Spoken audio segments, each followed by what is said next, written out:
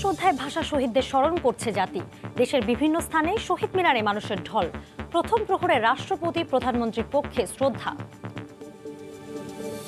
আদালতের নির্দেশে ৩ বছরেও পাসপোর্ট ফেরত পাননি কাতার প্রবাসী পরিবার। ব্যবসায়িক দ্বন্দ্বে দূতাবাসের কর্মকর্তাদের যোগসাজশে আটকে রাখার অভিযোগ।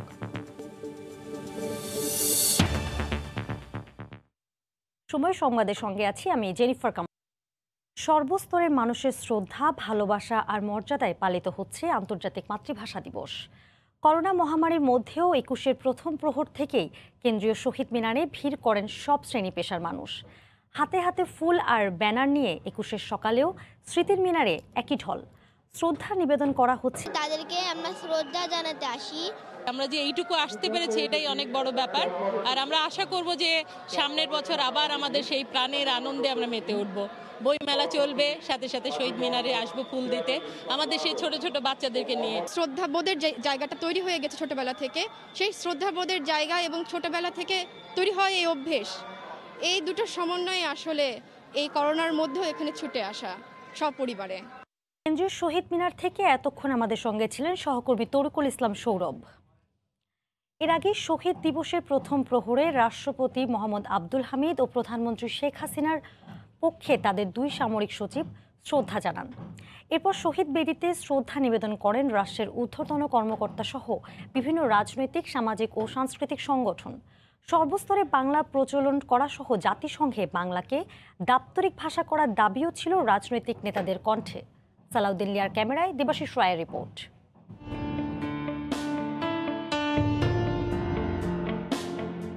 মায়ের ভাষা বাংলাকে নিজেদের রাষ্ট্রভাষা করতে ৬৯ বছর আগে যারা অকাতরে প্রাণ বিলিয়ে গেছেন, জাতির শ্রেষ্ঠ সেই সন্তানদের শ্রদ্ধা জানাতে মধ্যরাতের নীরবতা ভেঙে জাগ্রত হয় কেন্দ্রীয় শহীদ মিনার।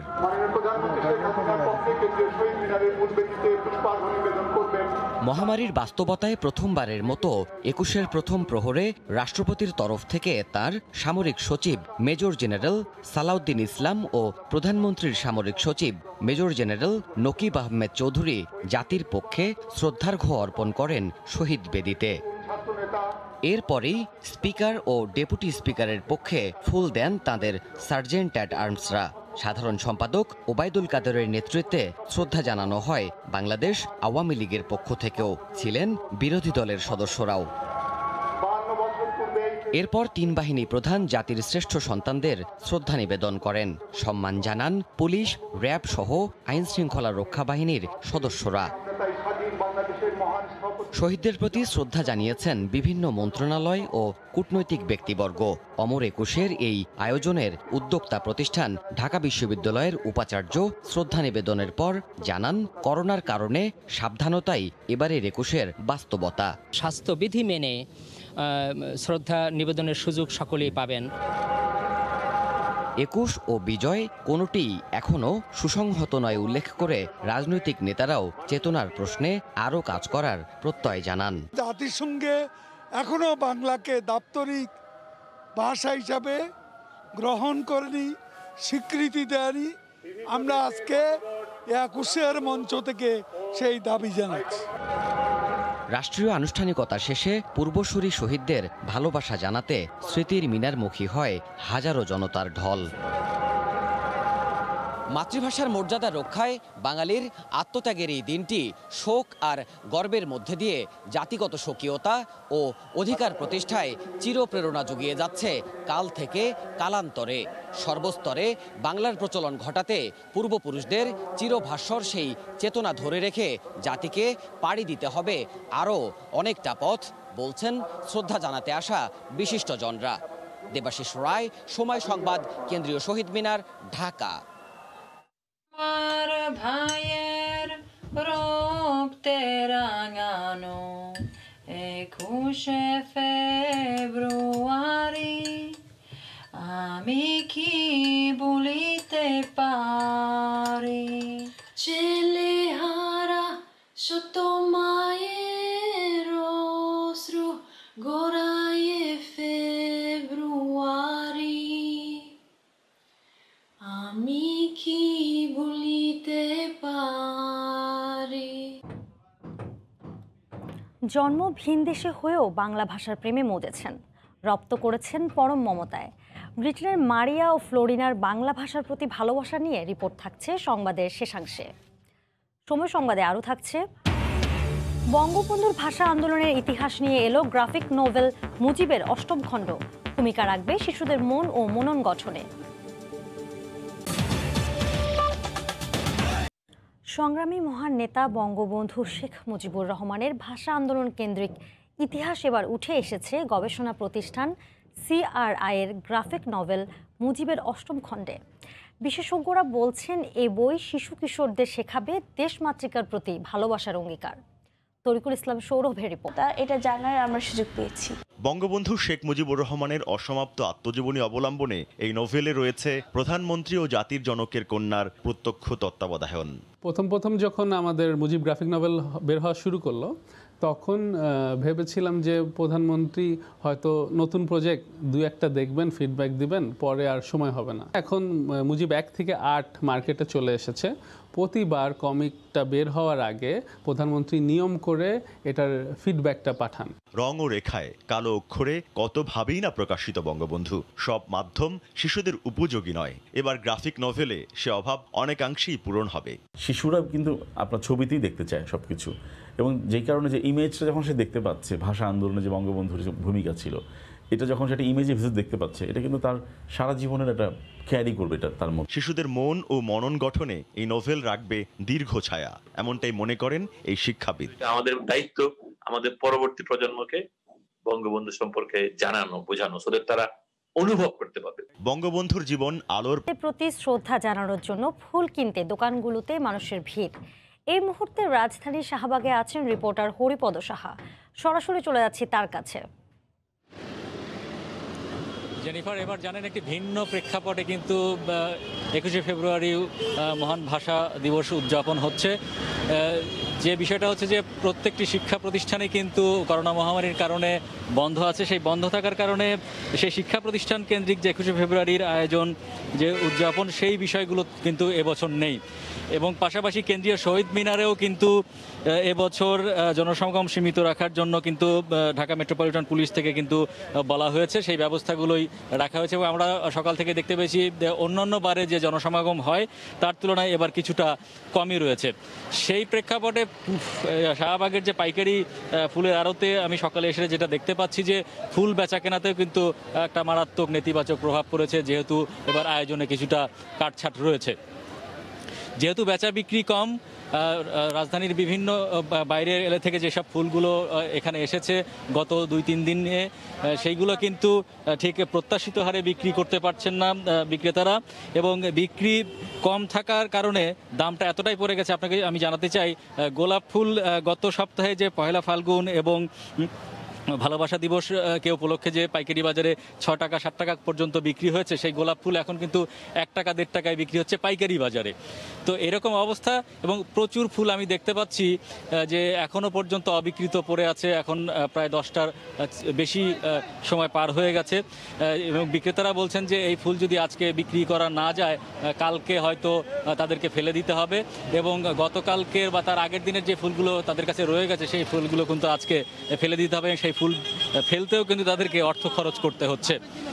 এ ধরনের অনেক রকম ফুলই কিন্তু এখানে দেখা যাচ্ছে। গাঁদা ফুলের তোড়া, যেগুলো বৃষ্টির ঝোপা বিক্রি হতো আগে 300 থেকে 400 টাকায়, সেগুলো কিন্তু মানভেদে এখন 100 থেকে 150 টাকায় বিক্রি হচ্ছে। রজনীগন্ধার যে স্টিকগুলো বিক্রি হতো 8 থেকে 10 টাকায় এক একটি, সেগুলো কিন্তু আমি 2 টাকায় বিক্রি হতে দেখেছি শাহবাগের এই পাইকারি আড়তে। তো জেনিফার, এবছর ফুলের বাজারে ব্যাপক মন্দা চলছে, এবং প্রত্যেকটি ব্যবসায়ী বলেছে তাদের বড় রকমের লোকসান গুনতে হবে এবছরের ব্যবসায়। তো এই ছিল শাহবাগের ফুলের বাজার থেকে সবশেষ খবরাখবর।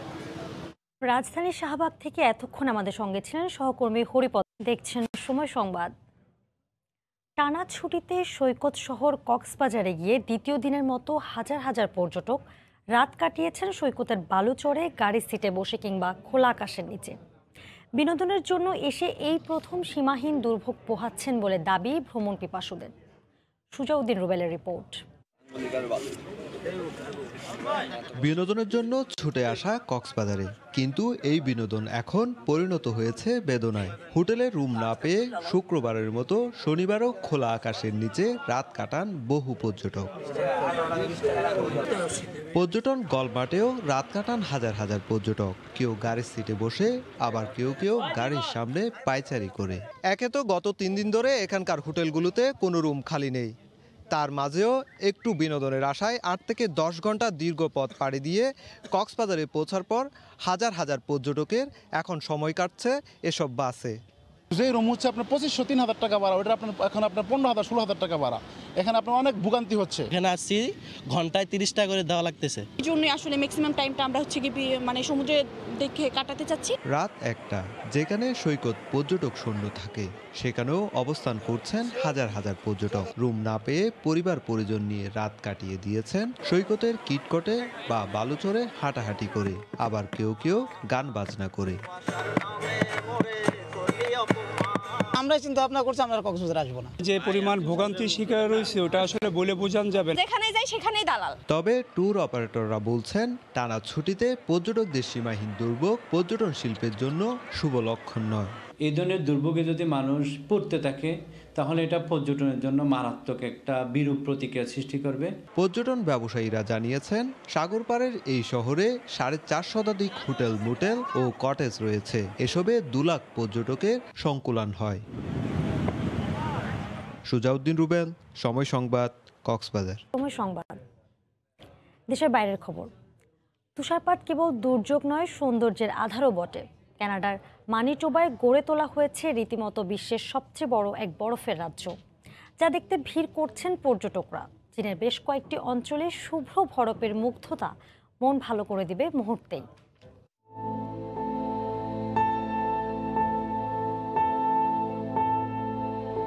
চীনের হুবেই প্রদেশের সৌন্দর্য মন কেড়ে নেবে যে কারো। শীত মৌসুম যেন দেশটিতে একরকম আশীর্বাদই বটে।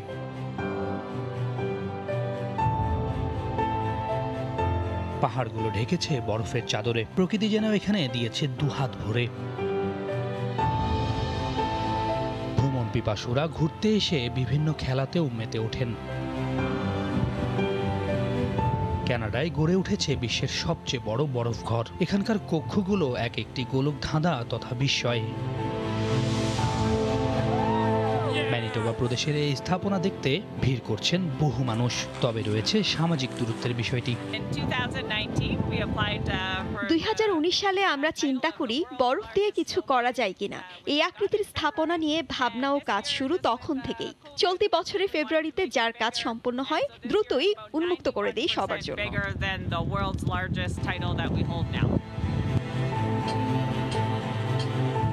মহামারীতে দীর্ঘদিন ঘরবন্দি থাকা মানুষকে খানিক আনন্দ দিতেই এমন উদ্যোগ কর্তৃপক্ষের। সৈয়দ ইফতেখার, সময় সংবাদ। ভিনদেশি হয়েও মধুর বাংলা ভাষার প্রেমে মজেছেন অনেকেই। সামাজিক যোগাযোগ মাধ্যমের সহায়তায় ধীরে ধীরে বাংলা ভাষার ইতিহাস, ঐতিহ্য জানার পাশাপাশি নিজেরা তা জানাচ্ছেন অন্যদেরও। মারিয়া ও ফ্লোরিনা তেমনই 2 ভিনদেশি। লন্ডন থেকে বিস্তারিত শোয়েব কবিরের রিপোর্টে।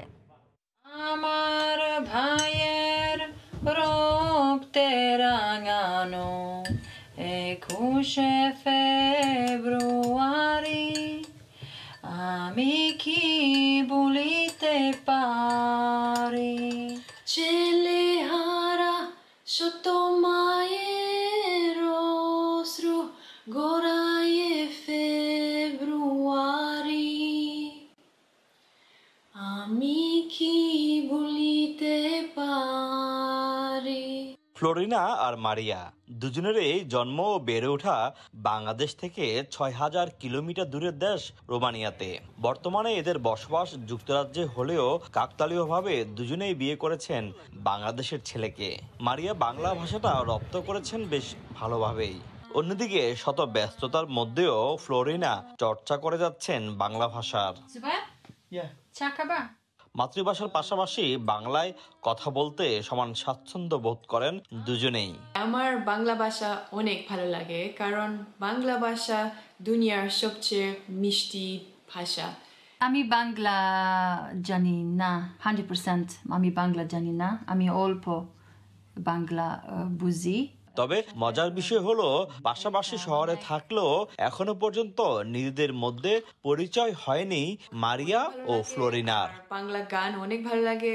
শোয়েব কবির, সময় সংবাদ, লন্ডন। এ পর্যায়ে শীর্ষ সংবাদ জানিয়ে দিচ্ছি আরেকবার। শ্রদ্ধায় ভাষা শহীদদের স্মরণ করছে জাতি। দেশের বিভিন্ন স্থানে শহীদ মিনারে মানুষের ঢল। প্রথম প্রহরে রাষ্ট্রপতি প্রধানমন্ত্রীর পক্ষে শ্রদ্ধা। কক্সবাজারে হাজার হাজার পর্যটকের দুর্ভোগ। আবাসনের সংকটে গাড়ির সিটে কিংবা খোলা আকাশের নিচে কাটাতে হলো রাত।